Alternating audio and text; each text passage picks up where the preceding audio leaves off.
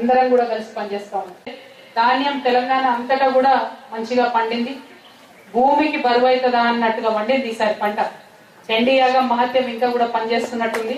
వానలు భయంకరంగా పడుతున్నాయి కాబట్టి పంటలు కూడా మంచిగా పండుతాయి. కల్లా ధాన్యం పండితే దాదాపు 1 కోటి బస్తాలను కూడా వారు ప్రొక్యూర్మెంట్ చేసి ఎక్కడికక్కడ సమయానికి వాటిని పంపించడం జరిగింది. వేరే జిల్లాలలో రైతులు ధర్నాలకు పోయే పరిస్థితి వచ్చింది, మా ధాన్యం తీసుకెళ్తలేరనే పరిస్థితి వచ్చింది. కానీ మన జగిత్యాల జిల్లాలో మాత్రం నంబర్ 1 గా రాష్ట్రంలోనే ఈ కార్యక్రమాన్ని చేసినందుకు ముఖ్యంగా మీకు నా అభినందనలు తెలియజేస్తాం. ఇదివరకు ఎట్లా పనిచేసిండ్రో నాకు తెలియదు. మన గౌరవ శాసనసభ్యులు కూడా ఎక్కడన్నా రెవెన్యూ అధికారులు వారు చేయాల్సినటువంటి బాధ్యతను చేయకపోవడంతో అక్కడక్కడ పనులు పేరుకపోయి ఉండవచ్చు అని అన్నారు.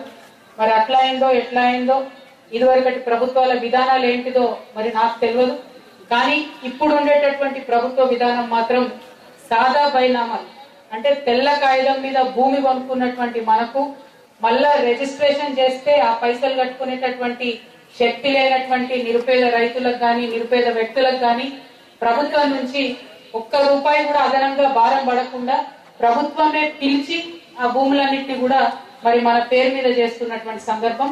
అంతకుముందు కూడా జగిత్యాల్లో చాలా దగ్గర మనం పంపిణీ చేసినప్పుడు రైతులు గాని ముఖ్యంగా మాడబిడ్డలు చాలా సంతోషపడుతూ చెప్పడం జరిగింది. చాలా సంవత్సరాల నుంచి భూమి ఉన్నది, మాకు ఉపయోగంలో లేకుండా ఉండేది, కానీ ఈ కార్యక్రమం తర్వాత ఆ భూమి అంతా కూడా మాకు ఉపయోగపడుతుందని సంతోషపడతా ఉన్నారు. తెలుసుకున్నాం. ఉదాహరణకి రోళ్లవాగు ప్రాజెక్ట్ 60 కోట్ల రూపాయలతోని మనం శాంక్షన్ చేసుకోవడం జరిగింది.